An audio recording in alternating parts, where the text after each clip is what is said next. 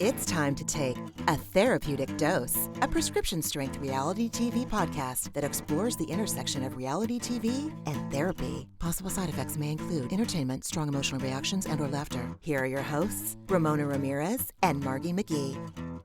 Hello, everybody, and welcome to A Therapeutic Dose, where we meet once a week at the intersection of reality TV and therapy. And we've recently been doing sort of recapping from a therapeutic lens Orange County episodes, but there was no Orange County this week. And also what just happened this week is Bethenny's fucking interview sequence with Raqu. Part 2 just came out this morning, so Ramona and I are going to dig into that because holy shit, it sure does bring up everything. It brings up a lot. Hi, everyone. I am Ramona Margee. I am so happy to see you. Sorry, I'm Margee McGee. I'm so mad. I just listened to part 2 and I'm like sweating with like just rage, liars and narcissists, and I just Yes, we're all akimbo because Orange County wasn't on last night. We don't know why. So that required a quick pivot on our part. What change? What? And then also just, being subject to 2 days in a row of Bethenny and her various diagnoses. We were just joking about how she probably has like her own chapter in the ICD-9 book. Who knows? That's not for us to. And I said, what's the ICD-9 book? And Ramona informed me it's all the diagnoses. Is it just mental health diagnoses or is it like everything? I think it's everything. So I'm sure there's one just completely for mental health. I can't recommend working for an insurance company, a health insurance company enough, because you will later on down the line know how to decipher your own health insurance policies should you have access to health insurance, and I really hope everyone does. And if you don't, boo on the US. That's all I have to say about that. I worked for a health insurance company right outside of college, and I now am not scared of open enrollment. I'm not scared of, understanding how my benefits work. It's really proved to be still useful these many years later. Yeah, we learned all about diagnosis codes and procedure codes, and it's just still really interesting. And who knew that like Bravo and my first job post college would intersect, but all roads lead back to Bravo? They really do. I'm dead serious. They really do. Yeah. Yeah. I mean, like, I don't even know. I don't know. I don't even know where to begin. I mean, obviously we'll skip part 1, but like, I mean, at least I guess Tom Sandoval and Raqu both chose people who are equally inept at interviewing to give their first interviews to. Completely. Because in that first episode, Bethenny very early on said, I don't watch Vanderpump Rules. And I was like, bye. You don't get to have opinions. And then everything she said was wrong because it's uninformed. It's like, I don't know. And for our listeners that aren't familiar with Bravo history or don't know who Bethenny Frankel is, just a quick... Lucky you. Yes, that is true. Bethenny got her start on The Real Housewives of New York back in their first inaugural seasons. And she later on became I think she's a billionaire with a B. Mm-hmm. She's a billionaire thanks to her Skinnygirl brand. She's most famously known for Skinnygirl margaritas. You've seen that bottle. You could probably even get it at CVS. It's a margarita pre-mixed, sweetened with stevia, I believe. I find it abhorrent and offensive, and I'd rather be stone cold sober in the most harrowing of situations than to drink a glass of Skinnygirl margarita. She's definitely one of the more polarizing characters to come out of the Bravo-verse. And she is recently in the news. Well, she's constantly in the news for her terrible takes, which she feels people want to know about. After she left Bravo, she swore she'd never go back. She did go back for a couple more seasons of RHOC, and then she left. And most recently, she has been in the press because once the once SAG-AFTRA joined the WGA strike, she all of a sudden became very, proletariat-ish and she wanted to spearhead the movement for reality stars to start their own union, but it's hilarious to hear this woman use terms like, and I'm doing a direct quote from the first episode of this interview with Rachel, where she says she started her podcast because she wanted more, and I quote, "content for the people." Now, for the people or saying the people, that is not what I typically think of when I think of a billionaire. It's not. It's all about her. She's not fooling anyone. I guess She's I so.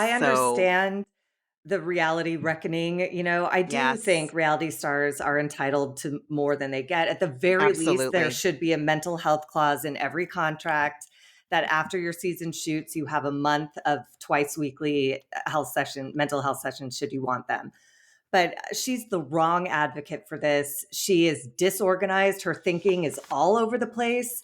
So I can't grab onto her messaging. So I'm creating my own messaging of like, oh yeah, it is like, like when like back in the boy band days when well, I mean, it happens to this day. New musicians wind up signing these shitty ass contracts where they commit to like multi-album deals and they make like 20 cents and the record labels make $1 zillion. Now, is there talent involved in that in a different way than reality TV? Sure.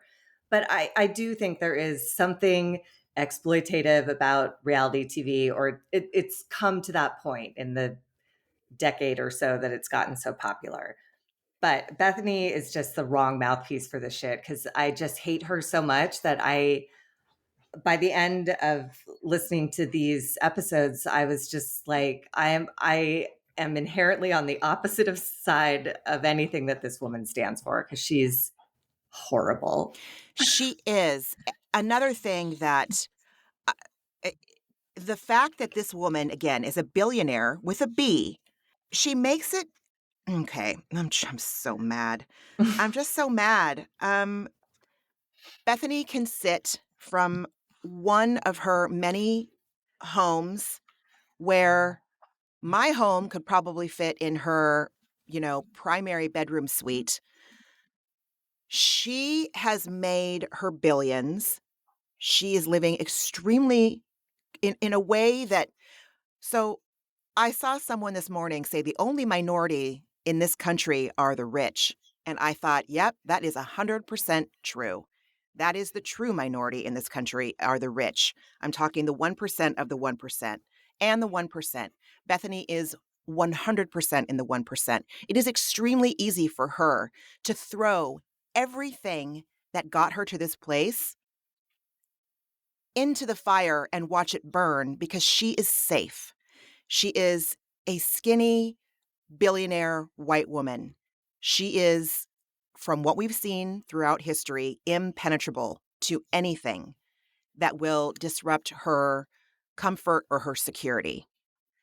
So she's got nothing to lose by burning I it mean, down. normally I feel like that's the kind of person you want leading a charge like this because people who have it all and don't have much to lose can fight for the little guy who still has to work their Very shitty fair. jobs and can't, devote their lives to it. But again, she is so repellent that it's just I can't get on the side of her very good cause. And she makes me forget that like she does have like a charitable outreach organization that Yep. donates lots of money and goods to important causes and places and, disaster relief in particular, which is so noble and important and amazing. But the person behind it is such a piece of garbage that, like, honestly, you know, I, as natural disasters continue to happen, I donate money where I can. And I will never give to her fund, which is insane. They're No incredibly way. effective, but I will find any other place to put my money than in Bethany Frankel's hands, even though it's not going directly to her. But that is My problem with her is so deep that, like, even her good work is, something I wanna avoid. I Yikes. agree. I agree. I agree. She does. She has I think her charity is called Be Strong, Mhm. and she has literally chartered planes and gone and handed out gift cards to people. I think when Puerto Rico had the hurricanes, Mhm. that was the one where our former quote unquote president went and threw out Paper paper towels. towel rolls. She was giving out gift cards. She was literally giving out cash. Yes, but all of that can't negate her tendencies to be just, I mean, tone deaf is being kind, Truly. sucks the I energy out mean, of a room, hypocritical to a fault. and Yeah. both of them, both Bethenny and Raquel, were so committed to being victims in these interviews, victims of Andy, victims of Bravo, victims of Tom, victims of Ariana, victims of the public, social media, reality TV in general. There is no, it was just manipulating facts and, like, blaming everywhere. There was just, like, no personal responsibility in any of Mhm. this. Mhm. Mhm. I mean, at a certain point, Bethany said, like, "Oh, I'm not sure I would have gotten married if it hadn't been on reality TV." I'm like, that was your spinoff. And also, listen to your vows. Like, nobody, what are you talking about? Like, it's Yeah. just so, you don't get to blame your failed marriage on Andy Cohen. Oh, Come God. on. Like, at a certain point, like, we're all adults, like, and we Oh, all make damn it. mistakes, but, like, I'm not going to blame Andy Cohen for I don't know, things that go left in my own life. No, Anyways, no. it was a lot. The two of them were really feeding off each other in the worst, Completely. grossest ways. It was crazy. So our point is, everyone, we listened to the first two parts of Rachel Leviss in the one in the heart of the Scandoval scandal.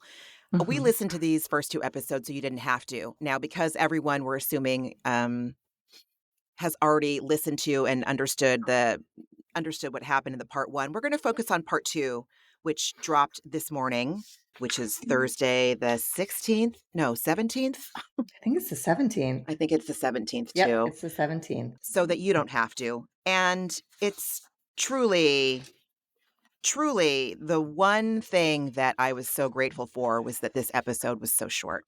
This podcast that I had to listen to Oh my god, was it so felt like an short. eternity. Like, I It did. literally was out loud going like, "Oh," like, making noises because I couldn't believe what I was hearing. It was, Anyways, yeah. So, and just to in the first part, I was hopeful for a minute. Raquel talked about being in treatment for 90 days and she stayed longer because she didn't feel ready to leave. She felt she had more to learn. She wanted to understand her behavior, why she chose unavailable men, why she was, you know, um, in a love addicted situation and how she might resolve that. So I was like, okay, like all of that sounds great. And then she spent the rest of the interviews undermining every single thing that she said about treatment and what her intentions were on the other side of treatment. And it just became her justifying her behavior, blaming everyone else. The word narrative needs to be Margie. buried. Narrative is inherently fictionalized or incomplete. So her saying like everybody saying narrative is annoying to me. There are facts here. There are facts. It's not a narrative that you fucked your friends. I don't care if she's your best friend. She's your friend. You fucked her partner of 9 years in their bed. That's a fact. That's not a narrative. Like, Oh my I God. can't. And I mean, and the second part started with, them talking about the Sheena narrative. It's not a narrative. It Like, it was I'm so glad because I was like, I even wrote in my notes, I'm so cynical and I'm such a hater and I can't even fucking handle hearing the word narrative because in that context of that episode, because it was so wildly abused and misused. And I was I was beyond. Anyway, my point is, yes, agree 100%, cosign, cosign, cosign. Yeah. Yes, yes, It's yes. just yes. A narrative like it's a thing, but it's a story. Like if in these podcasts at this point with Raquel, Rachel first emerging to tell her story, I want her to deal with the facts.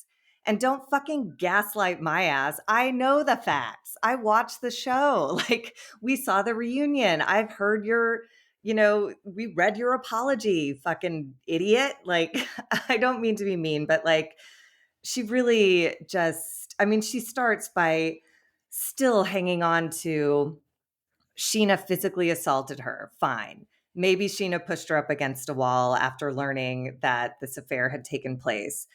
But the restraining order standing behind that is just inexcusable. Like Sheena reacted in the moment in a once in a lifetime situation. You've known her forever. There was no her writing a punch emoji is not indicative of imminent threat against your physical well-being. Filing a restraining order is Oh, it's so loaded.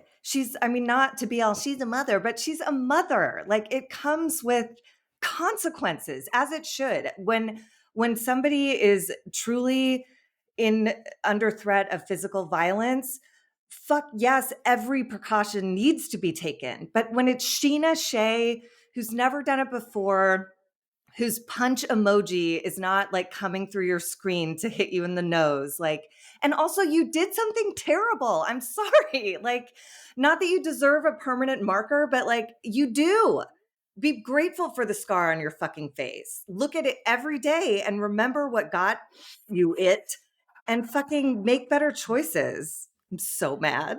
I get it. I get it. Yeah. It is yeah. She she was wondering aloud, why was she getting so much vitriol when Sheena was the one that assaulted her? Again, we are not condoning physical violence in any way, shape, or form. What we are saying is that Sheena is about as tall as a munchkin from the fucking Wizard of Oz, and she pushed her friend. She pushed her friend that she Well, just found out was fucking her best friend's, uh, partner of 9 years having for the just last 7 appeared months. on Yes. Watch What Happens Live as like a dynamic duo Yep. BFFs, we know everything about each other and support Yep. each other. Yep. Yep. And Mhm. all of this shit that Raquel was talking about in her treatment, where like I was able to tell my story and it was met with grace and compassion. Well, where is the grace and compassion for Sheena? You can't understand how in that moment she would freak the fuck out. Yeah. Really? Yeah. Where's your grace and compassion for Ariana? Why are you mad at her like brand? Like, honestly, I just with this bitch. And then, oh my God, in that interview when she was like, Sheena threw my phone, and I was like, oh no, it's my brand new iPhone. I hope the screen isn't cracked. I was like, ooh. That I was literally wanted yeah. to peel my skin off and just like, I don't know. I Yeah. can't. What the fuck? It's not funny, is it? Or am I just like so It's triggered that I can't relax? it is missing the point of Yes. what's going on. I think that's what is if that's what she was thinking on in that moment. I wonder if it could be argued as a trauma response, like must focus on that because that is less painful than focusing on the fact that I might be in physical pain from being knocked into a brick wall or that someone that I thought was my friend just did this to me. I Or wonder why. that I the don't man I've been know. fucking is, circulating a video Oh of my us. God. Like, Yes. there's so much other shit going So on. much other shit. And So this was much when other she shit. said, Sheena doubled down on the narrative that I'm a liar and a cheat. And I'm like, but you But you did are. lie and you did cheat. Admittedly, that I think is what drives me crazy is like that is who you are now. You can take time to earn people's trust back, to amend your behavior in a way that, you know, successfully earns their trust back over time. But you don't get to just say, like, that's not a narrative. That is a fact. You are a liar and a cheater. And this whole thing about her, oh, Bravo's running to the bank, laughing all the way to the bank with Scandoval, and I don't see a penny. Bitch, you avoided this. You did not create this story for them. You did not give it to them. You hid it all season. It accidentally came out. You did one 5-minute interview where you half told the truth. You don't earn any money from being a scandal. Right? Yeah. No, yes, What does yes. she think she's entitled to? I don't She know. did not expose this on the show. She didn't come into the season being like, if she'd done that, maybe. But like, she hid this all season long. She got busted. And now she's like, wah, wah, wah. God bless. I need to know what possessed her to go on Bethenny Frankel's podcast of all people versus this could have been something that she could have taken it to the Today Show, Good Morning America. Obviously, Andy would have done probably anything to get her to do a one-on-one in the clubhouse, just like he did with Teresa and Teresa Giudice. And I mean, I think she chose Bethenny for that reason. She's going scorched earth with Bravo, which is just like such an odd choice. it really is. And also, like, if you want money, you are in an amazing position to make money. Write a book, start a podcast, create something, make something, and you will make money. I think you're an absolute moron, and I would subscribe to your podcast today because I am curious about your recovery and what's next for you. Like, you could pitch a spinoff to Andy called like Rachel in Recovery, and we follow you because you're no longer Ooh. Raquel. You're now rebranded as Rachel. I'll watch that show. Like, she's fully capable of earning off of this, but she has to do like a little work. She can't just be a fucking whiny victim, especially because this was all initiated by her bad behavior. And I'm glad she recognizes that what she did was wrong and it was motivated from a broken place inside her. But that doesn't take away what you did. If you're the arsonist who lights the match that starts the fire, and then you go like, oh, I never got enough attention as a kid, so now I'm an arsonist. Oops. You still lit the Oh fire. my You caused God. all that damage. Yeah. And so you are Yeah. responsible. Yeah. Like, God. Yep. Yep. Yep. Oh man, you're absolutely right. And you need consulting credit. If any of this comes to fruition, I'm gonna send my people to say that you need consulting credit on But that. she's Yes. so dumb. She's co-signing Bethany's attitude about Andy Cohen, which is like, that just seems like misplaced anger. He lives in East Hampton with his 2 children. He's not doing any of this. Like, I don't know. I understand that. I mean, I watch such problematic reality shows. I mean, Bravo is like, I think I made this analogy before. Bravo is Playboy.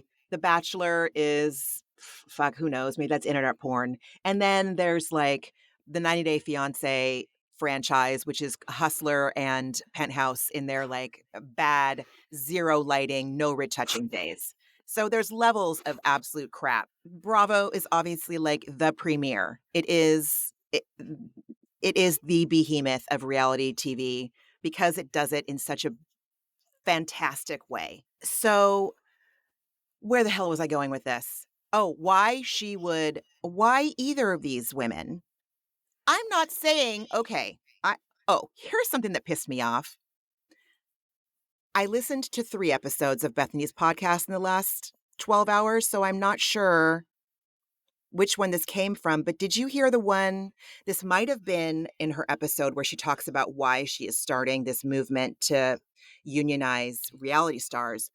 In one of these episodes, she talks about Bravo being like Harvey Weinstein and that she's like the first person to kind of like call out the problematic behavior. Now, That's just so a overreaching and it so is. It inappropriate. is. It It's really just is. not, it's not that. I mean, and she asked Raquel, like, what, when people say like, oh, didn't you sign up for this? You knew what you were getting. And Raquel goes like, oh, I thought reality TV would be fun. And it's like, well, until you lost control of your narrative until you were exposed for who you actually are. Sure, that's what everyone thinks reality TV is.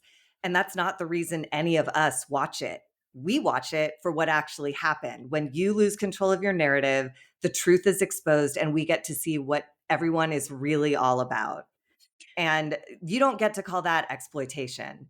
You Case, don't. case in point, the Giudices. Case in point, Erica and Tom Girardi. Case in point, Jennifer fucking Shaw getting arrested on television on Bravo. None of us saw that coming when we first started watching Bravo. None of us, ever, And including none of the producers saw it coming no either. They one. weren't prepared for the FBI to show up or whoever it was. Like, Yeah. ugh. I mean, yeah, the Bachelor on ABC, rife with problems and issues.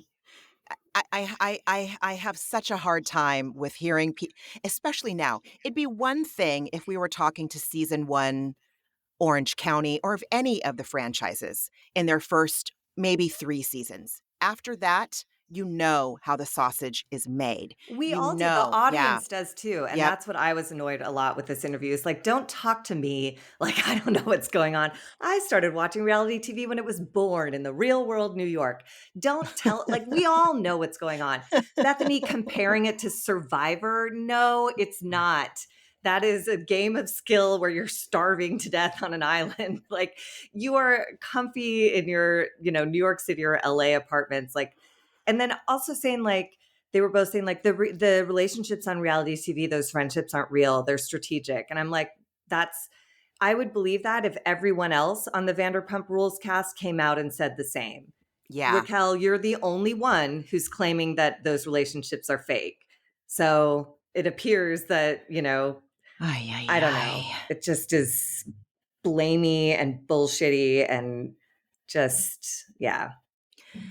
So the next thing they talk about is when, for anyone that doesn't know how Rachel and Tom's affair came to light, it came to light because Tom Sandoval and his quote unquote band, asterisk band, The band is good. Tom the, Sandoval gets the asterisks. He okay, is not a singer. The fair, band fair, is great. fair, fair, fair, fair, yes. Tom Sandoval was doing a set at Tom Tom, and apparently his phone fell out of his wallet. Now, this is back in March. This is back at the very beginning of March. His phone falls out of his pocket. His girlfriend, Ariana, his partner of 9, 10 years, picks it up. Ariana, something in her gut says, look through the photo roll. By the way, Oh, yes, just a please. point of interest. Mm-hmm. Somebody else picked it up and handed it Handed to it to Ariana for Ariana. safekeeping. You're right. So all of this narrative of like, I think this was planned to be exposed. It's like, no. Like somebody else handed it to her like that. Anyways, I Right. found that to No, be a thank you. relevant piece of this story. So Ariana, something inside of her tells her to go through Tom's photo roll, and that's when she sees the video or screenshots of the video Video. that Tom took, unbeknownst to Rachel, of Rachel in a moment of self-pleasure while she was across the country in New York getting ready to do her appearance with Sheena on Watch What Happens Live. They were both, according to, whatever. It was a mutual masturbation It was a like mutual video, masturbation video, and but it was not.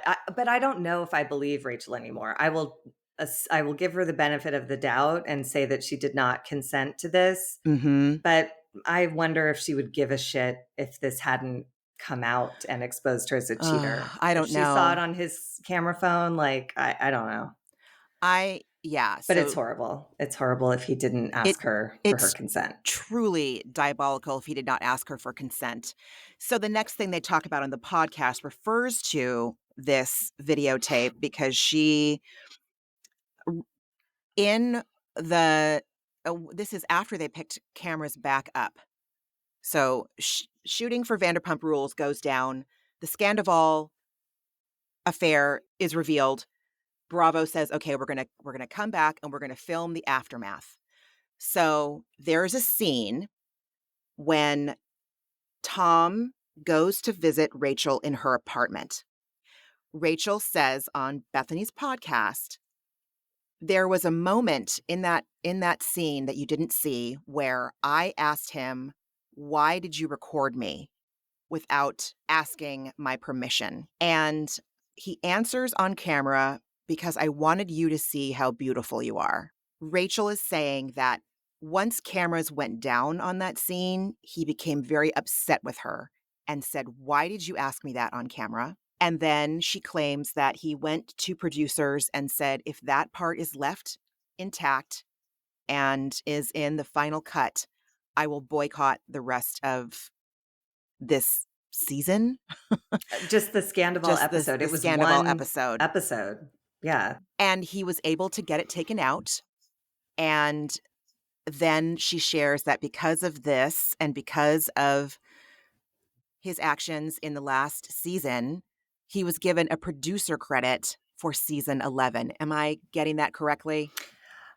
That I think, yes, I think that seems to be the facts seem to be that he made that threat, got a producer credit so that he could get it removed or whatever, was given a producer credit in season 11. But quite honestly, like, I'm not mad at any of them having a producer credit in season 11. They should make more money. Yeah, Like, that's fine with me. absolutely. So I don't, that to me is not a particularly moving argument from Rachel. Like, I don't know. I just, he's a complete asshole if he did indeed film that without her consent.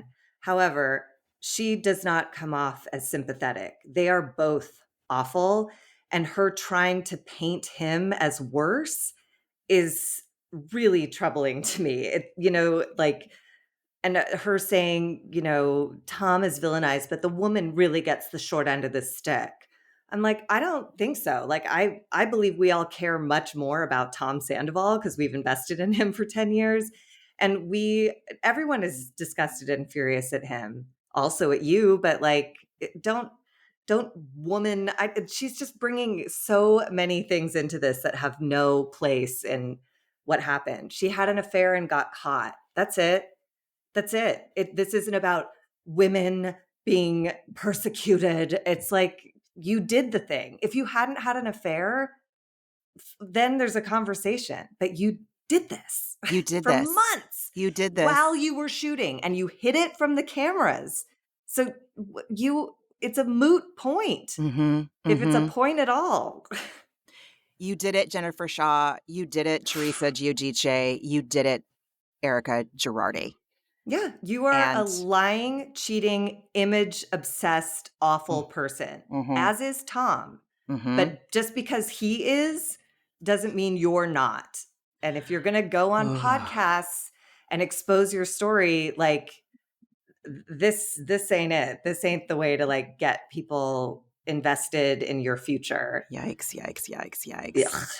I mean, I was just going to say, I can't remember if it was in this episode or the one prior where she was saying, they wanted me to come back for season 11 because they were saying, you want to be able to tell your side of the story and that your pay is based on your performance the season prior. And I was like, yes, like any job, Mm-hmm, my pay is based on the mm-hmm, work I delivered the season. Like, what the fuck are you talking about? mm-hmm, You are mm-hmm, not being victimized by the system. That's jobs. That's the mm-hmm, workforce. mm-hmm. Your salary in any field, entertainment or otherwise, is dictated by what you delivered the year prior. Like, I cannot feel sorry for you. And also, get your bag then, bitch. Get your money. Right. Go shoot. I bet she could have arranged for any schedule she wanted.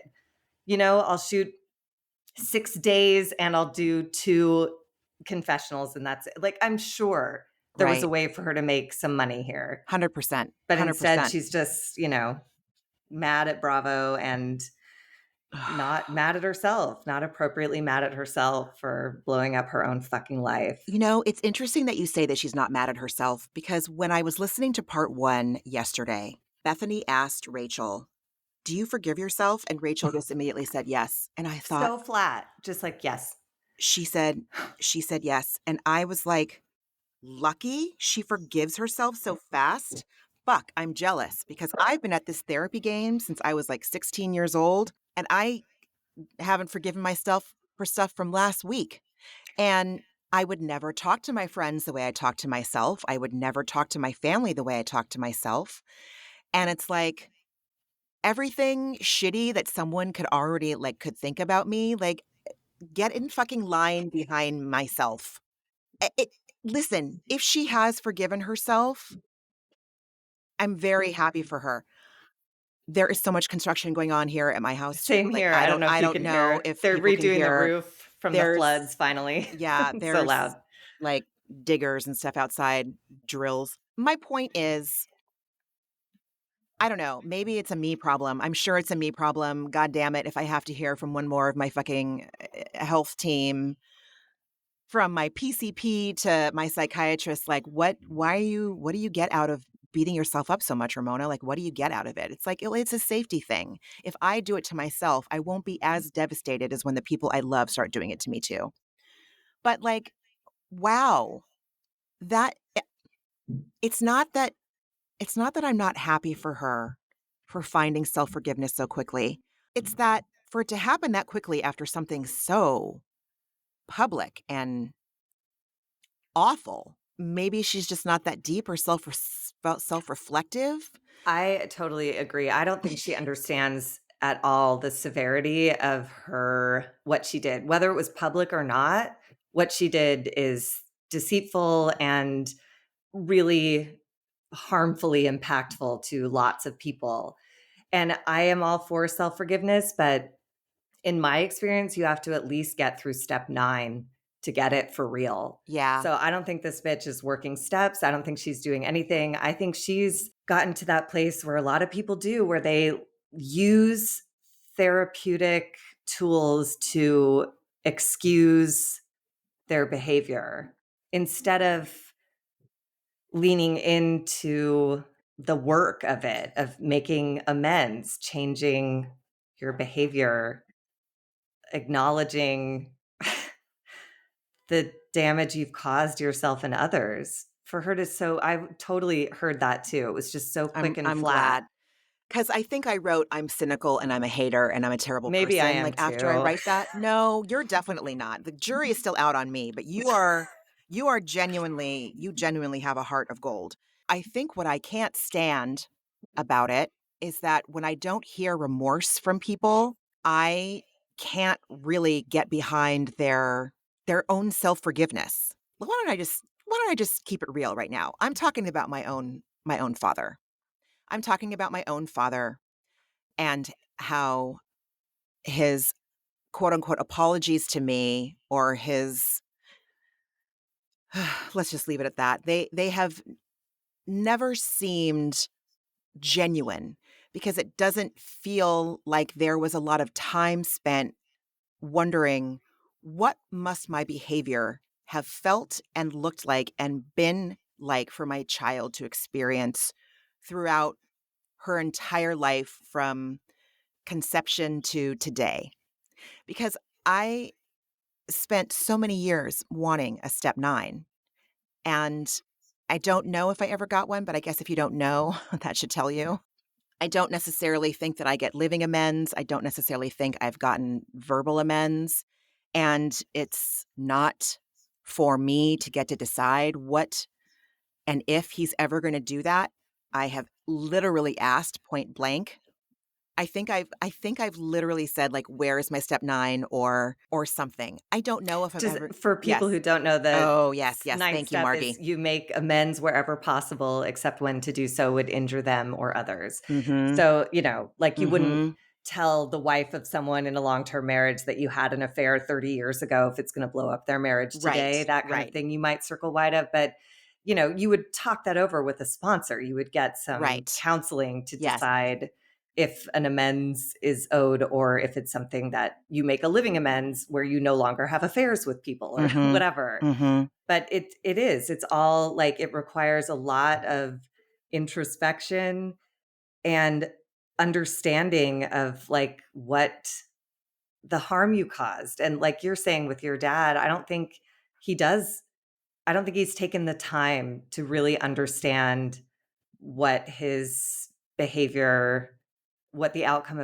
negative outcome of his behaviors were on his Yeah. kids. Yeah. And maybe that's a survival thing. Maybe he I'm can't look sure at of it it. or he'll I'm die. sure of it. I'm positive of it. Yeah. But, I just, no matter what, you you don't get to forgive yourself and blame everyone else. Yeah. Like, I think if you're really truly self-forgiving, then you have to have forgiven or forgotten or become indifferent to everything else that happened around those circumstances. So she forgives herself, but blames Bravo, Ariana, Sheena, like it just, I can't be on her side. I just can't. Yeah, it was hard. At the very beginning of the first episode, it was a little bit easier because I heard her saying things that I learned in my very first slaw meetings, you know, such as Intensity yep, versus yep, intimacy. Like, yeah, I was yep, so excited. I was like, yes, yep, this language is getting out there. Everyone is going to listen to this podcast. Like, people are going to learn. And then it was like, yep, yep. So she sounded like someone that had spent 3 months at a 12-step based rehabilitation center. 100% she did. And then she fully went, "Wow." Yeah, you're absolutely right. When you don't have humility, it doesn't really matter how much other recovery you have, I don't think. Humility means that you are no better or no worse than anybody else, but it also means that you kind of know what you're capable of and you know how destructive your behavior can be. You also acknowledge how hard you can be on yourself and that that is not appropriate, probably 9 times out of 10. But, you have a hefty dose of the reality of and the fallout from your past actions when you were in your own addictions, when you were in your toxic behaviors. And I don't get that sense yet from her. not at all. And certainly Bethany did not help Okay. her down a No. constructive path, but like she, yeah, it was just, man, she really just like burned all of her goodwill. And Bethany was just so far off the mark. Like she was talking, after this, the notion that Tom was offered a producer credit for season 11 because he was rewarded for Scandoval. And Bethany goes like, everyone's profiting. And I'm like, yeah, that's the nature of the, like, yeah, I don't tune in. I tune in for Scandal, you fucking moron. Yeah. And again, Rachel did not offer this story. She hid this story and reluctantly came forward when it was exposed. So she didn't earn anything. Had she come into the season saying, like, I'm having this affair with Tom, he doesn't want me to talk about it. If that was the trajectory of the season, fuck yeah, she should be cashing in. That wasn't it. You hid it. You blamed everyone else. You lied all the way through, even the 5-minute interview where you confessed some things. You still lied. Like, you don't, why are you owed anything? And Bethenny, again, is so fucking ignorant about anything having to do with this series. She was saying, like, at one point, she said, it's my understanding it takes place in a bar. And I'm like, well, it did 10 years ago. Now it takes place in their Valley Village homes. And she's like, and there's so much alcohol. And I'm like, well, except one woman's been in recovery for 5 years. And it's actually not as alcohol fueled as Roni. Have you seen Dorinda Medley? Like, what are you talking about? You don't know anything. The audacity of that woman to have never watched an episode of this show when Bravo fans like Margie and myself have watched every single episode, sometimes twice, about Vanderpump Rules. We also listen to not every Bravo podcast, but I am in the Bravo Real Housewives subreddit because I can't wait for gossip to come out as slowly as it comes out from major news outlets. I listen to Bravo podcasts. I read all of Andy's Fakakta books because they're easier for me to read than the goddamn one about ADHD that I'm trying to slog through right now. Hilarious. Um, I considered this year going to BravoCon. I don't want to say I live, breathe, and sleep Bravo, but Bravo. Like people have sports seasons. Like I have Bravo all year round. I have both. Like yes, But you it's have true. both. It's like, but it lives in the same place in my mind and body. I understand the players and the statistics of Bravo shows the same way I do of college football teams and college basketball teams, and occasionally an NFL team here and there. But yeah, it's the same thing. It's a hobby. So, but I'm invested the same way people invest in sports when their favorite players are involved in a scandal or go down with an injury or like whatever, like But it's just the arrogance of deciding, okay, I want to have this woman on because it's going to fit my agenda. And she was like, "Oh, I just didn't even know. I didn't even know what Scandoval was." And then all of a sudden it was around the news. And I thought, "Oh, I guess I should find out what it is." It's so arrogant. And then to never watch any episodes until the reunions, because then you felt like it was like, "Oh, well, I guess I should." And that is where she comes from. It feels like she's sliding into the front row of the college lecture and she expects to teach it, but she never cracked open a fucking book. And I'm not saying I'm this like great Bravo scholar, but I know some shit about Bravo and Bravo history because I've, been seeped in it since the very beginning of time. Even before they had the Fakakta Housewives on, I was watching it for Behind the Actors Studio, for Christ's sake. You I know? mean, look, I've watched a Dodger game here and there. I like baseball, but I don't know much about it. I'm not going to go in a booth and do commentary on a game. That's Mhm. not my fucking place. Like Mhm. she's just yeah, and she tried to justify it by saying, I haven't watched the show, so I just watched the reunion, so I think I have a special perspective. And I'm like, Oh yeah, my an god. uninformed one, you asshole. Completely, completely. Don't talk Because about what you don't know. and Eh crying about what Ariana said, I'm like, that this had been exposed 20 seconds before this moment. You were saying, Rachel, you could be my daughter. Ariana could be your daughter too. What if Mhm. Bryn is Ariana? You Tom you could be your think son. yeah, 100%. Like you are just so to me, it's just such a money grab for Bethenny of just like, I have 100%. this moment in time and I'm going to capitalize on it with this idiot. It's the same thing that happened with Howie Mandel. We all listened to that one episode with Tom Sandoval and never again. This will be the same with Bethenny. I'm curious to hear the final part of the Rachel interview. And then I never need to hear from this woman again. She I don't is either. I don't either. nightmarish. It's the audac she's just got such fucking nerve, dude. Just the arrogance and the lack of humility. I don't think that we've ever seen Bethenny say sorry for anything, have we? No, Ever? God, no. I No, don't it's the same thing Rachel's doing. She justifies everything she ever yeah, does I can't. and blames everyone else. Apparently, her marriage is Andy Cohen's fault. Okay. I mean, for fuck's sake. Oh my god. Oh my god. Oh my god. And this next moment absolutely blew my fucking head off when they're talking about Kristen Dowdy's spinoff. Mhm. And Bethany's like, I understand she got fired for some racist behavior. And Rachel just blows right by it. And she's like, well, yeah, but I believe what she said about James being abusive. And she literally said, I hope that someday there will be justice. And I was like, so you're just going to blow by the justice about the Right. racism Right. shit Right. and just talk Right. about I just was Right. like, and Bethany let it happen. Bethany introduced the topic and then just let it fucking drift away into who cares land. Yeah. Someone should care. It seems important. It is important. It is very, very important. And it could have destroyed someone's life and it could have led to even, yeah, I mean, literally could have destroyed someone's life 100%. when It Kristen is and just, Stassi called the cops on Faith. and That, yeah. Bethany mentioning it and then not forcing the subject, it's like just willful insensitivity. You don't get to just say that word as like clickbait and then just let it. I was so disgusted. I was so disgusted. And Hashtag then white ladies. well, look, I am a white lady. I know, but it's true.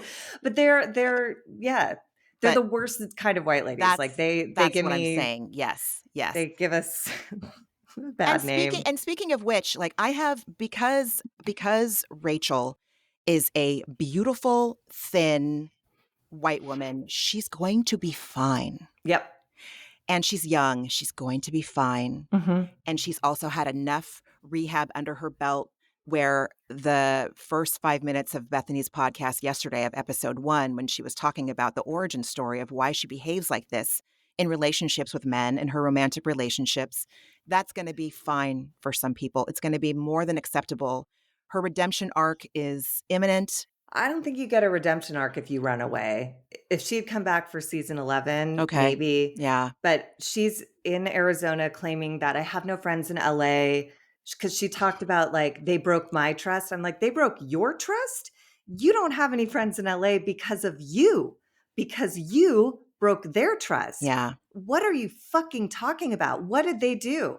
I mean, honestly, she gets all up in arms about, people. She just insinuates that Ariana has distributed this FaceTime video of her masturbating, but there's no proof of that. And she says, people online have described it in detail. It's like, none of us have heard anything about None of that. us. And if that's None of really a us. problem, you have grounds to sue. Right. So do that. Right. Don't just like try and drag Ariana's name when, again, you are the one who did that. You put yourself in this situation. You hid that affair, you know?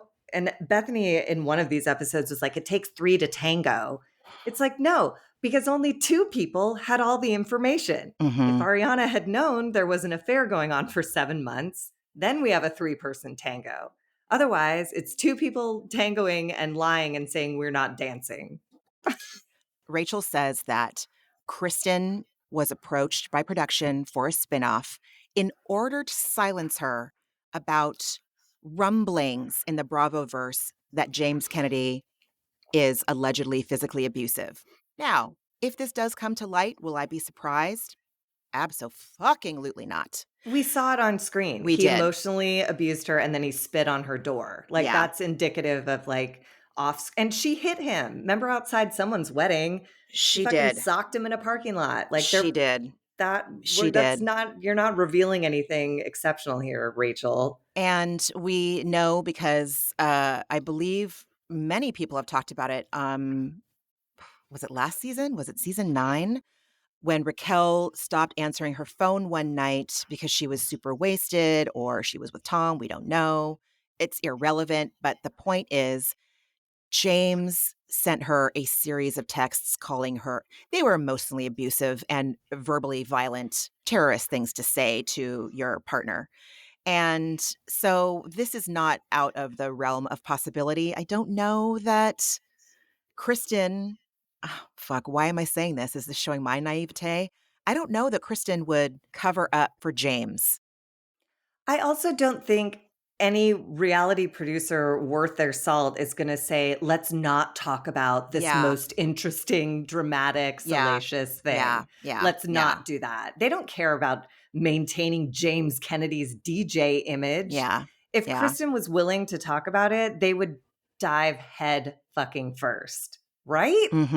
Especially because it's not a secret. It's not like Bravo's been covering this up for years. He was punching her off screen all the time. It was on screen. He spit on her door on screen. He called her disgusting names on screen. Yeah. Like, this is just not, again, she is just like reaching in every direction to make everyone else as bad as her. And they may very well be, but sadly, she's making herself so much more unsympathetic with each reach and each punch she throws outside of herself. Ick. Thank you. That just reminded me of the last thing I wanted to say about humility. Humility is also like and it's so hard. You're no longer concerned with the other person's behavior. And regardless of how abhorrent or shitty or terrible it is, you talk about your own. And that is what you focus on. You talk about your part in the situation. You don't talk about anybody else's. And again, that's so true. It's my side of the street clean. It's my side of the street clean. Period. No, but no, if, that's it. Exactly. And then Bethenny says she had her therapist watch the Oh, go ahead. Yes, please. Do you have anything I else to mean, add about just the right before that, Bethenny introduces the reunion, and then Rachel says, if it wasn't for Scandoval, there wouldn't be a season 11. And I was like, why are you taking pride in this? What the fuck is wrong with you? Yeah. You're saying that because you destroyed a 9-year relationship, like that's a source of pride. And also, I don't necessarily think that's true. Like, again, this is a narrative. That's a fucking narrative. It's like, I don't know. I just, I do she's so proud of her contribution to season 10, that when in would fact, she made no contribution. She hid everything until it was exposed and they had to pick up camera. Like, I just don't, what has she convinced herself is the truth? Because it's not anything that is recorded on television that I can, yeah, it's nothing we saw. I do think that 10 was gonna be the last. I think that scene in the end where Lisa is saying, she's giving that little fucking toast, it felt like she was saying farewell to the show, and there had been rumblings, like, a lot of people on Reddit were like, "Why is this show needs to end, we need to be done," and then Scandoval happened, and And I totally agree with that. I just don't understand why Rachel is taking some sort of credit and or oh, yeah. pride in that. Yeah. Scandoval breaking isn't because you're awesome and deserve anything. God, oh my It's god. because you're a liar and a piece of shit. Yeah. That's what you have to Oh, be proud of. That God. was your contribution to making a season 11.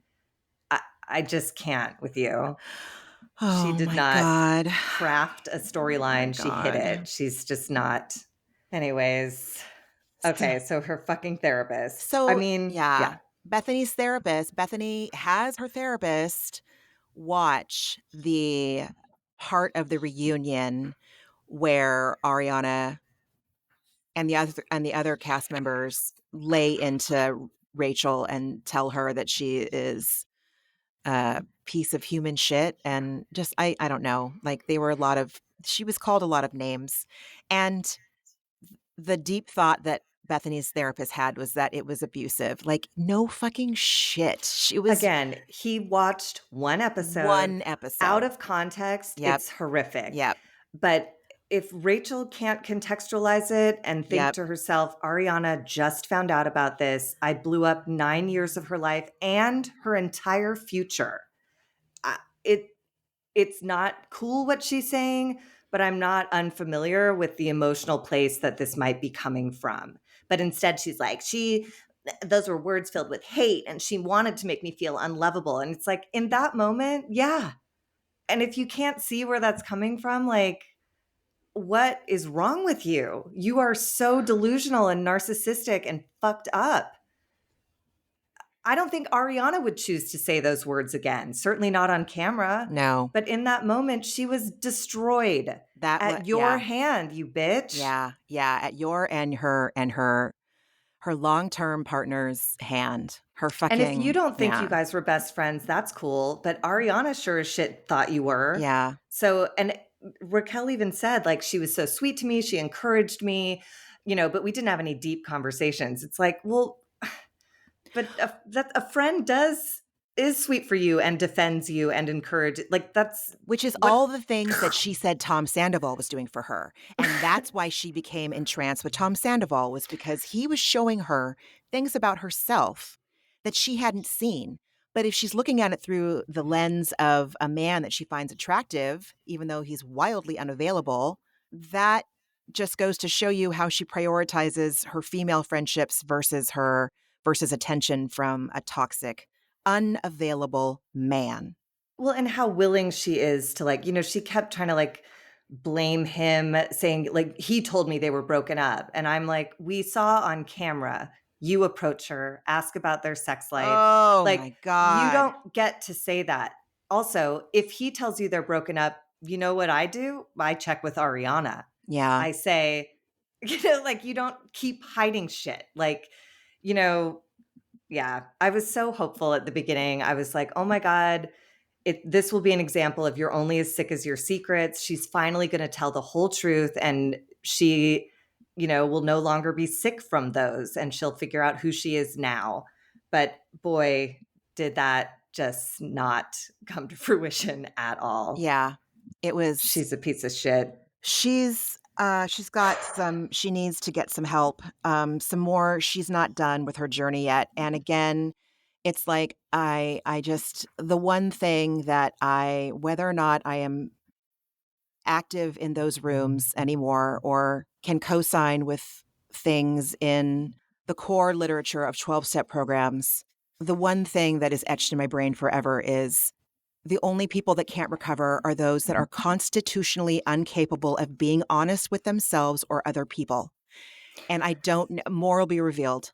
I think it's just constitutionally incapable to be honest with themselves, or just Yeah. constitutionally incapable to be honest. Oh my Like, God. yeah.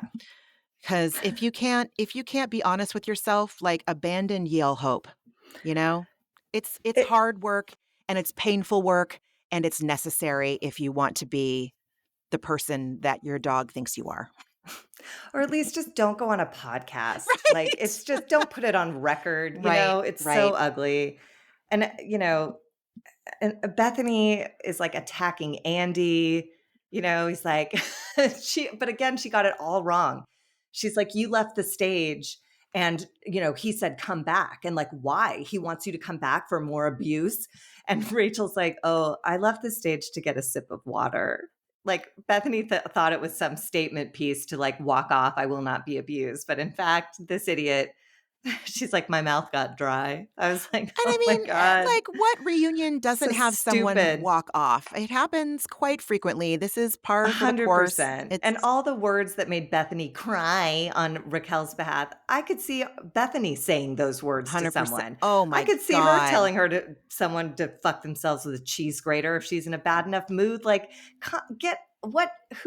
again, are you trying to convince me that I don't know who you are after Yeah. watching you for decades Yeah. on your stupid shows? Like, We all see you, Bethenny. We all see you. Oh, and the other thing that kept jumping out to me is Bethany saying over and over, I've had so many people reach out to me. Oh, I had so and so reach out to me, and these people reached out to me. And it's like, she's not saying who these people are. And I don't think it's an anonymity thing. I think it's because it's like, oh, hey, Bethany, you used to work on Bravo. What do you think of this? It's not people that are genuinely like, oh my God, I think this could really help our cause.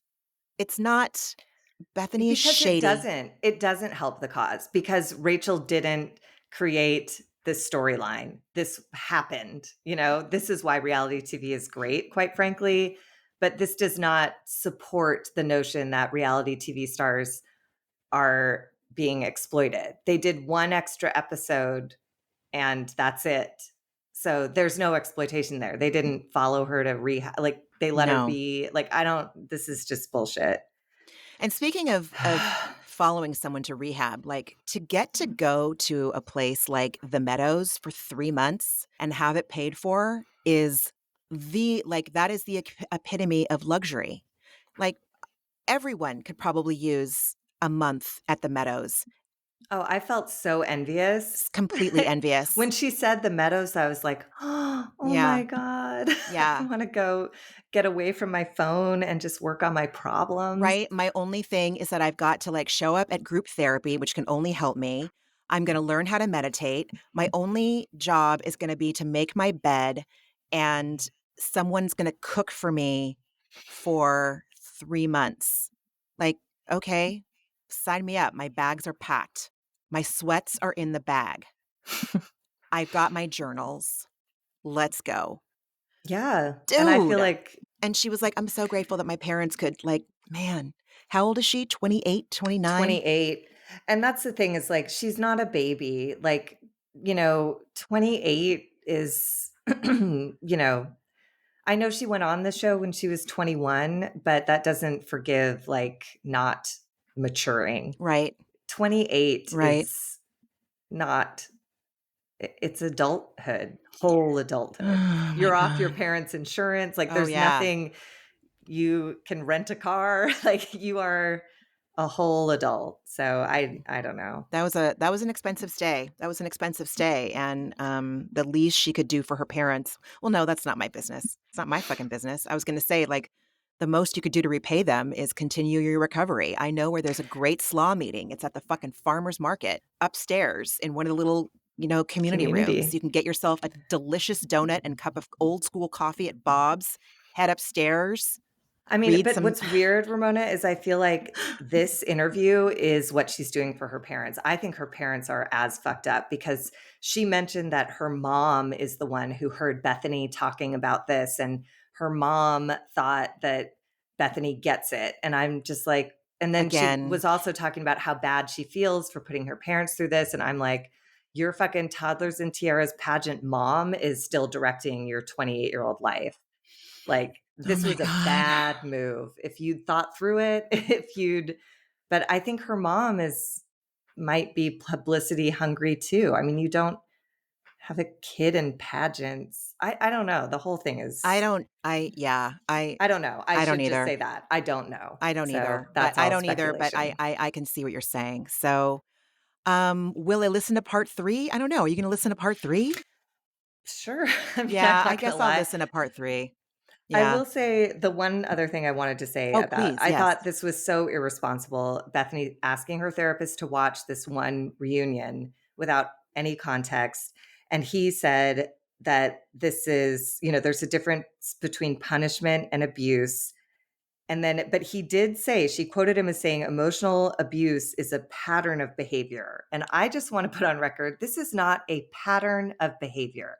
What happened at that reunion was a disgusting one off, but that's not fair to label Ariana as abusive, to label anyone else on that stage as abusive. Yes, they were yelling. Yes, they were saying hateful shit, but it was brand new news to them and they had not processed it, and everyone showed up to do their job in a really raw, unresolved, not okay state.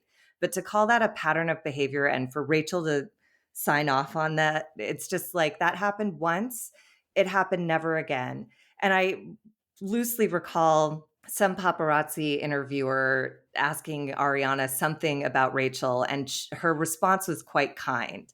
Like, it wasn't like, do you wish Rachel well?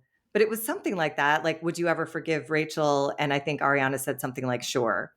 So if she was an emotional abuser, she would have taken that opportunity to destroy this bitch with her words. But I don't know. I just thought, again, it's so irresponsible of Bethenny, so irresponsible and exploitative of Rachel to let that narrative be a thing. Ariana is not an emotional abuser. That's really unfair. I think Yucky. that's a really, yep, that's a really, really good point. Everything that was like within moments, mere moments of all of this blowing up. And when she was asked, I think that the interview you're referring to is when TMZ got Ariana when she was at LAX and she was like walking to get her terminal and they're like, would you ever forgive her? And she's all, sure. Like, what do you guys want to hear? Get the fuck off my back. Yeah, I But I mean, guess. but that to me is like, that's huge based on Yeah. what actually happened. That is not emotionally abusive. Rachel is not a victim at Ariana's hands. If she's willing to shrug and say sure, then Ariana's on her side of the street and that's great. But this was just yucky. And Rachel saying that at the reunion there was no opportunity to speak. I didn't get to explain why I did this. And I was just like, it's because it's irrelevant. It doesn't matter why you did it. That matters to you so you can change your behavior and make better choices in the future. But it doesn't matter why. At that moment, that it was it had just happened. So there is no Oh my why that's God. relevant to the people who you've betrayed. Anyways. I am curious to know why Ariana and Tom are still living together. I know That that like when, especially here in the Bay Area, I can assume that it's the similar to something in LA for people that have budget constraints. Housing is extremely expensive up here. So let's say you're cohabitating with your partner and you decide to dissolve the relationship, but finding a place to live is hard because you don't have the financial wherewithal to do it at that moment for whatever reason. I have known couples that have stayed in the same living quarters because of that. I don't know why.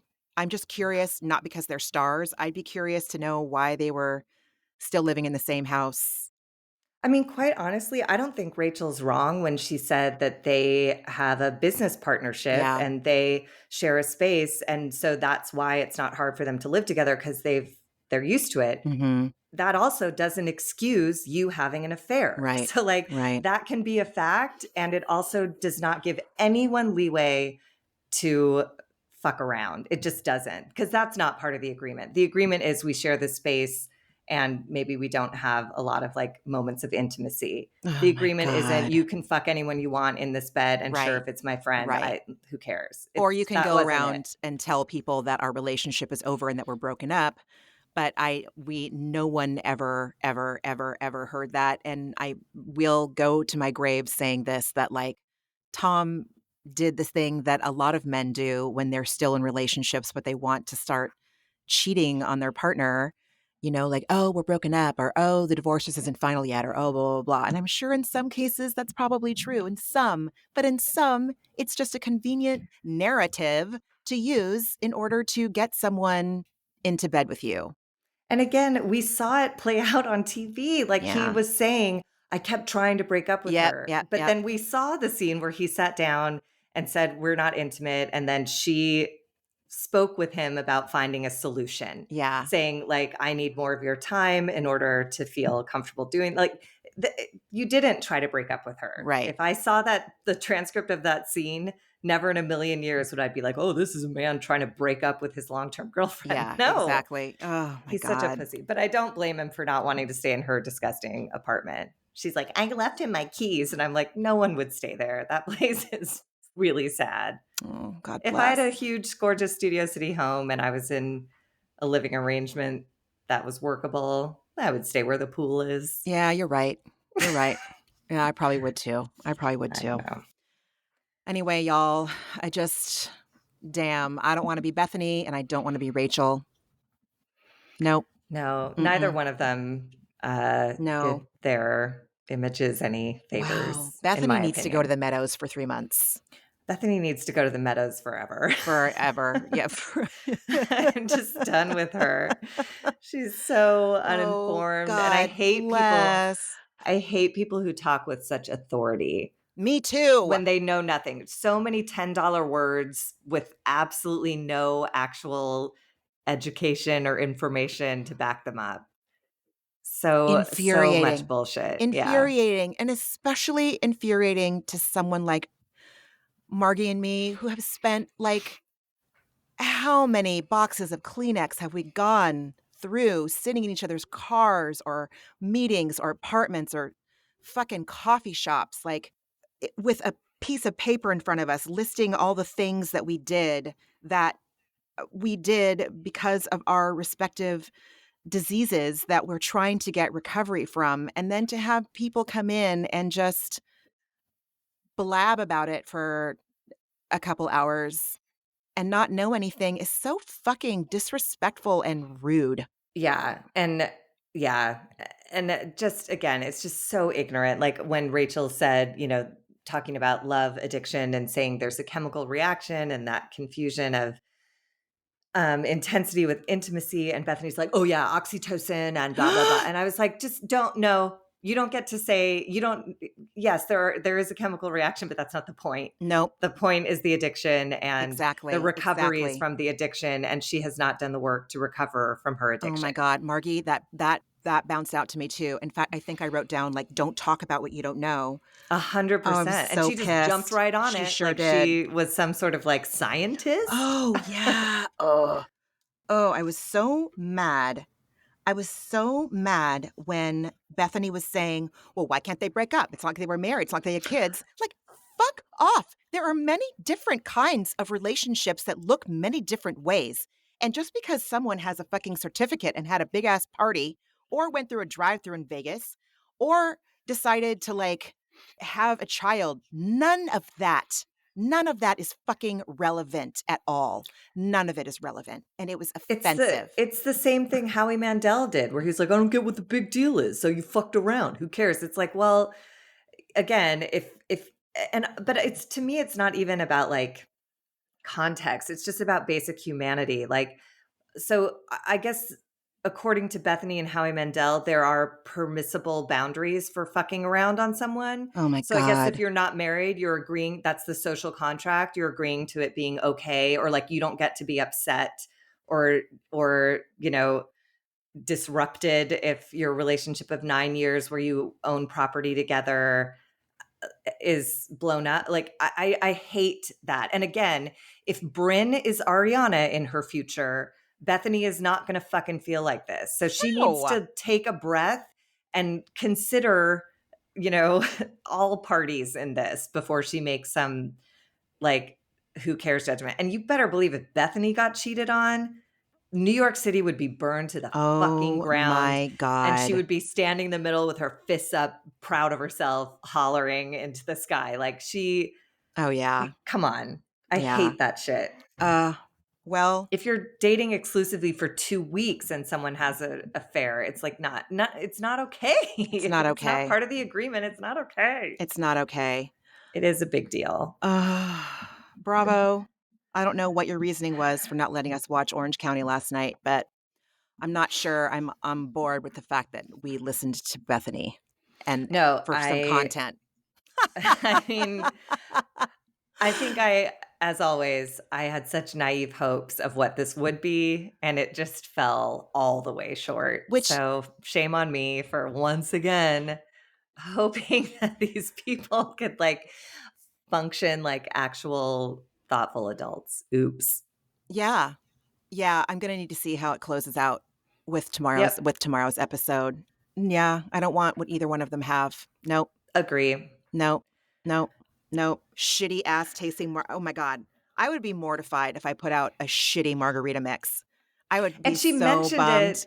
She mentioned the Bethenny clause. I was like, can you who is this interview about? What are we doing here? Oh my What is God. this? I literally at some point wrote like screaming caps in my notes like, what are we doing? Like, is this an apology? Is this an explanation? Is this a reality reckoning war Oh my call? Like, God. what the fuck was that? It It's was just two assholes screaming into microphones and me listening. I'm fuck, part of the man. problem. No, I get it. I get it. Yeah, yeah, yeah, yeah, yeah. Yeah. Anyway, Margie, how has the rest of your week been going since we talked last? It's been all right. Yeah, it's been all right. I went to see a friend's show. I'm really working on going to some in-person meetings, which is good. And I watched Hard Knocks again, and I just like can't speak highly enough of that show. Whether or not you love football, like if you love a documentary, it's pretty great. I'm all up in the sports documentaries right now. Granted, they're about the Lakers, but yeah. I will, based on your recommendation, I'd be happy to watch it. I mean, So, I'm not, there's no urgency. It's, it just follows like camp and preseason football, but I've watched every season and we're back where we started with the Jets this year. And I don't know. It's slow. It's the music's great. You get to meet these people and I don't know. I just really enjoyed it. okay. How's your week? It's just like I don't want to say the hits keep coming. I did make an appointment for a consultation with an ADHD coach. And I had therapy on Tuesday, followed by a call with my psychiatrist after.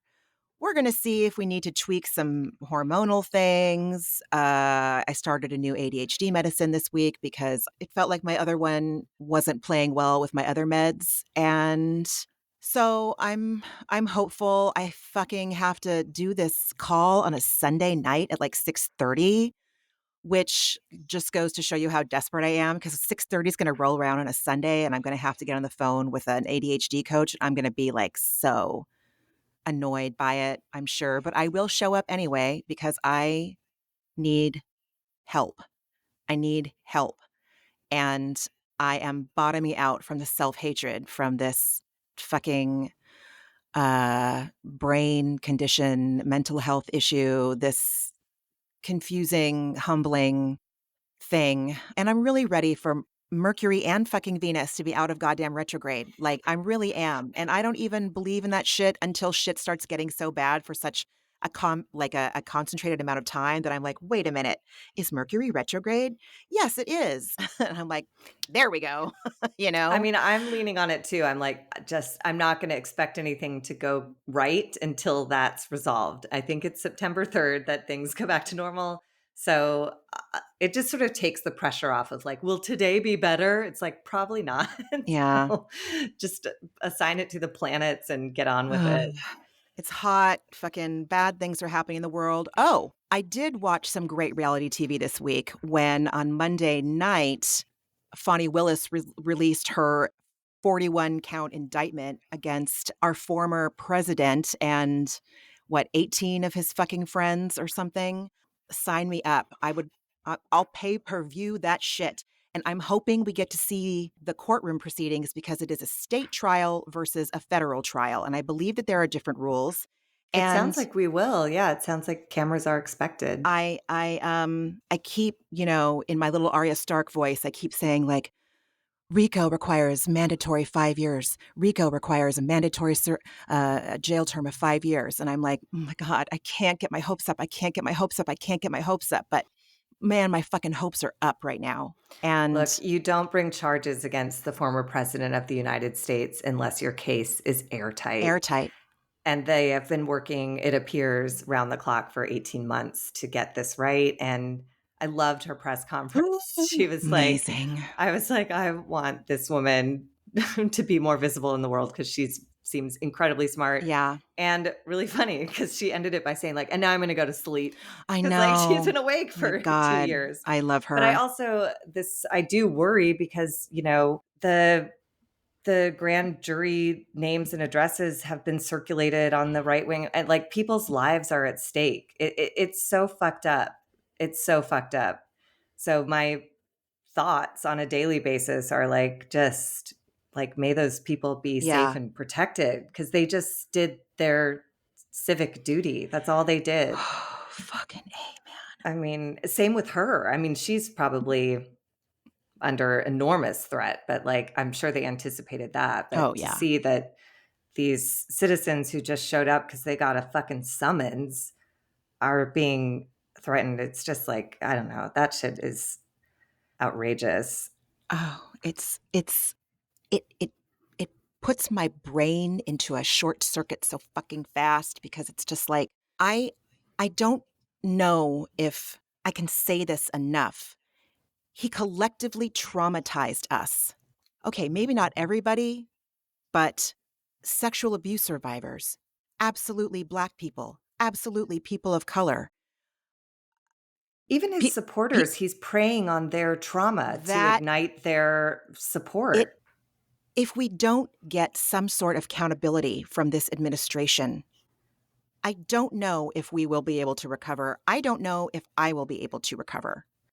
I mean, people are flipping and more will flip. Like nobody wants to go to jail. This is a pretty damning moment for everyone listed on those indictments. Trump is broke. He can't pay anyone. So this is going to be, there's a big uphill battle here. He may die before he sees any prison time because I'm sure he'll delay this with motions and all sorts of shit. But this is bad. This is bad. And he knows it. And I'm sure it doesn't bother him on a daily basis, but it gives me a little bit of peace Yeah. that, it's back to narrative. Like there's a whole faction of people who've created a narrative that he won the election, a narrative that the laws are being misapplied when in fact the law is the fact. Like unless you want to petition to change a law, we have a very clear book of rules that we've all agreed to live by with a very particular set of consequences if we break the rules. So for people to say that like that's not real, I'm just like, I can't, there's no conversation to be had. It's just like, I guess then everything's a narrative and nothing is fact and we're all untethered and this is just fucking And shit show. his cult members are funding his legal bills. Like I don't give money to charitable organizations until I vet them within an inch of their whatever because I'm not I'm not going to be fucking taken advantage of. But I'll tell you, to me, there's hope in that because they're being scammed. They don't know it yet, but eventually that will come out. And then they'll be pissed that they gave a shit ton of money to someone who, quite frankly, I'm not sure he'll be able to get or at least keep a lawyer. Who the fuck is going to take that case? I That mean, is you cannot win. You can't. So I don't know. But whatever, there were 4 lawyers on OJ's side of the courtroom and that came out how it came out. So whatever, man. goddamn glove. I know. Mm. Did I tell you I went to that trial? I went to one day of that trial. No. My mom was dating a lawyer who was friends with Robert Shapiro, and he got us in to see one day of that trial. I love going to see criminal trials. Fuck I've been to like a bunch, but this and the Phil Spector trials were the highest profile. But so he got us into one day of testimony, which was DNA testimony. The jury fell asleep. It was like, oh, well, that's too bad. But it was the weirdest thing because OJ came in the courtroom. We had to sit on his side because we were Bob Shapiro's guests. And he came in and he waved at that side of the courtroom like we were there for a meet and greet. It was so chilling. I was just like, oh my God, there are people who really have no I don't know. Maybe I don't know if it's not a grasp on reality. Maybe it's just they are aware how invincible they can be, and so they live in. It was that was the moment that stood out to me. The I can rest of the imagine. testimony was, it was dry, and Judge Ito was like asleep at the wheel. That was a very dysfunctional courtroom. But anyways, that was just a weird moment of watching someone who's so clearly guilty and we all know it. And then he just comes in like waving as if we're all there to very strange. That will stay with me forever. Oh yeah, I can imagine. Imprinting. I can imagine. Experience. Mm-hmm. Let's see. I get to do ketamine therapy next week. I'm really thrilled. I don't know if I said that last week or not, but I get to in office? Yes, Infusion? in office. Oh, good. Yes. And I did do a little home one over the weekend, and it was all right. One of my medications that I take doesn't play well with ketamine. And so, but that morning when I woke up, I took it anyway because I didn't know I was going to have an opportunity to do ketamine later on that day. So it wasn't like the most effective trip I've ever had, but it was nice just to have my brain relax for a bit and be able to sink into my body and just listen to the music and just feel kind of at peace for a little while. Yeah, I'm really looking forward to going into the office next week because I really do think that the reason why I'm having such a hard time right now is because I was on a very regimented schedule before the summertime of going into the office once a month for an intramuscular treatment and then once a week doing my at-home treatments to maintain it. And just like when you don't go to the gym or go to therapy for a while, the next time you work out or go to therapy, it might feel like you're just all over the place and you need to recalibrate or whatever. But I'm really looking forward to it because it's a really weird, hard time. The year has been hard and shitty. And so yeah, Trump got indicted. That was on TV. And I watched The Men Tell All. And then I think that was really it for reality shows this week, I think. Did I even watch any Selling Sunset? I don't think I did. Yeah, I didn't watch The Bachelor, but I read some articles about the Golden Bachelor. So he seems lovely, but I don't know. I don't know if we need it. I don't I don't think I want to see him in fantasy suites. You know what I mean? This programming just doesn't. I don't want to watch him bungee jump with another old lady and I'm gonna osteoporosis accident. It just is. I'm worried. I want to watch to see women in a different demographic being on television.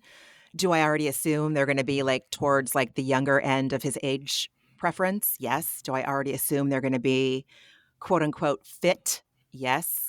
I'm just worried that they're being set up. it's still the same show. Oh, It's a bunch yeah. of women vying for one man's attention. So are we now just going to watch 60-year-old women be catty and shitty to Oh, each other? Like, what is this exactly that we're going to be Margaret, watching? if you think that we don't already watch 60-year-old women be catty to each other, Oh my God. courtesy of Bravo. You're totally right. Well, and I keep thinking of, you know, I'm one of those people who watches every episode of And Just Like That, like the day it comes out today. Oh, 100. And, but I am outraged by it because I'm just like, that is Completely. not what we should be like once we hit 50. Like, that seems like a terrible way to be a woman in this world. And certainly like an urban city woman. How did that happen? I How are don't you so helpless? I You don't can't work know. a phone. Like, the whole thing is just insane. And so I think I have this sensitivity of like, might be at capacity between Bravo and Just Like That. I might be at capacity for watching, AARP ladies being idiots. We're better than that. Speaking of AARP, that was one of the ads I heard on Bethenny's podcast. Like, I'm so used to hearing like the ads for Better Health or Freshly. Freshly or HelloFresh or uh whatever. But then to hear it about like, hey, you can buy a day pass to this luxury airport lounge and you'll get double miles. I was like, okay, that's not typically what I hear. And then AARP was all, okay, shit. I feel Oh my attacked. God. I mean, but I do sort of love that that's Bethany's. Yeah. She has to own that. Yeah. Yeah. I mean, that's listen, it's coming that's for who's all of us. approaching her. Yeah, Coming for yeah. all of us, or the Yeah. alternative is, it Oh doesn't. no. Yeah, Oh no. exactly. I don't know, friend. Do you have anything else? No. I mean, do you want to try a gift Oh, glitch and yeah. goal? Yeah. I'll try it. I'll for sure try it. I'll try it. Um, yeah, I Okay. can try it. Oh, do you want to start? No, absolutely not. Okay. I love that this is like torture for us every week. I'm like, I don't know. A gift I would say is yesterday I went for a hike with a friend. She lives like up in the Beechwood Canyon area and she took me on this trail I'd never been on. And it was like a beautiful Oh. day and I'd never met her dog before and she's so cute and it was great. A glitch. A glitch was I took a phone call and stayed on the phone in a dynamic that is so draining for me. I got a phone call but I stayed on the phone. I could have excused myself at any time, but I stayed on for 2 hours trying to convince this person like how to do it differently to feel better and whatever. And that was exhausting. And that was my choice. And I would like to choose a different way next time. So I'll just say that out loud. And my goal is to not read any more articles or comments or threads about the fucking strike. I am really trying to find the timeline here and when this will all end. I'm driving myself crazy and I'm ripping hours out of my day, stressing myself out about, again, something I have no control over. They are in negotiations. It's going to be a minute or not, but that's not relevant to me today. The way I live today cannot be dictated by what other people on Reddit or Deadline think is going Oh, on in these negotiation rooms. I've got to I'm obsessed. It's my chemical addiction right now is trying to like get ahead of it and figure it out. And like, it's just absurd. I'm not in those rooms and nobody's talking about what's going on in those rooms. and And anything that's coming out, we can't be assured is legit. So because aren't what the aren't fuck am I doing? aren't the top 3 industry rags, aren't they owned by the AMTP TPT PTP, PTP? possibly. And certainly the guild is not releasing any information. So any information that's out there is coming from the studios. So but again, I have gotten myself addicted to reading and trying to figure it out like it's some like puzzle that can actually be solved. It's just not. And I get it, though. Your brain wants to know what to do with your anxiety over your security being threatened. that's so true. And I want to know when when I can feel safe Of again. But the course. truth is I can feel safe today. Like I'm okay today. Mm. So I don't know why I'm trying to like decide when I'm going to have to move into a container, on the San Pedro docks. as opposed to when I might be like back in a writer's room. So I don't know. Who knows? I just need to, that's my goal, is to stay off of all of that shit one day at a time, hopefully until next week. That is my goal. Okay. Well, if you need help, please let I me will know. call you instead because Okay. it's just obsessive. Yeah, It's please. ridiculous. I'm here to support you in that any way I can, any Thank hour of the you. day. Let's see. What am I? A gift? God. A gift is that I asked for help from a couple people, and I didn't hold back when I was talking to my psychiatrist this week, and she gave me some stuff to do, and I did them for the most part. And let's see, the glitch, I did not keep my commitment to you to read 20 minutes of that book at all. I promptly forgot about it, in fact. Maybe I will remember it now that I'm on a new medication for my ADHD. That's a good barometer. Thank you. I appreciate hearing that. I feel like such an epic fucking piece of shit this week. Just like, this is just, anyway. And my goal is to show up on Sunday at 6:30 and have an open mind about what this ADHD coach has to tell me. It could be wonderful, and my goal is to, again, one day at a time, work at enforcing boundaries with my child. It's going better. It's hard, but we actually have fun while we're figuring it out. So that's good. Yeah. That's amazing. Yeah. Those are my 3 anemic glitch No, those are, goal listen, gifts. there can be no judgment on these. Otherwise, yeah. But I think, it's interesting. I'll be curious to hear what the Sunday meeting is like. Because to me, Sunday at 6:30, that's like when those Sunday scaries You're start to right. set You're in. right. So I You're wonder right. if it might be a great thing to have someone be like, here's your plan. Could be. As opposed to me just being paralyzed, like waiting till 8 p.m. so I can watch Bravo. I know, Like, exactly. that's what 6:30 looks like over here these days. Oh my God. Well, We did it. We did got it. through Talking a about Vanderpump. Bethenny and Rachel. Oh, Christ. Good Lord.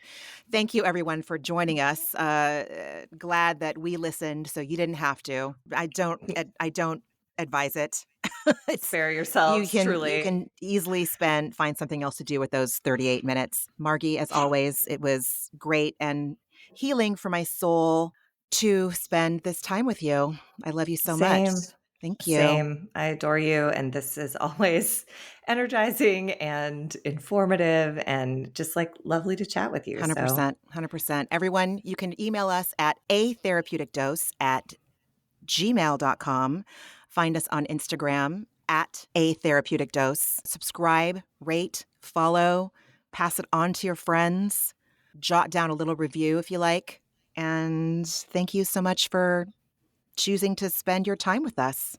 Yes. And everybody take good care of yourselves. Take good care of yourselves. At least until September 3rd when the planets align again or whatever the fuck is going on in outer space. Like, just, dude. Yeah. Yeah. All right. Well, thanks, everyone. We'll see you next week. Thanks, everybody. Bye. Bye. Ramona and Margee are, obviously, not doctors and do not provide medical advice. Their content is intended to be used for entertainment purposes only. It is not intended to be, should not be interpreted as, or used as a substitute for medical advice or a diagnosis of any health or fitness problem, condition, or disease, nor a recommendation for a specific test, doctor, care provider, procedure, treatment plan, product, or course of action. My mom isn't a doctor.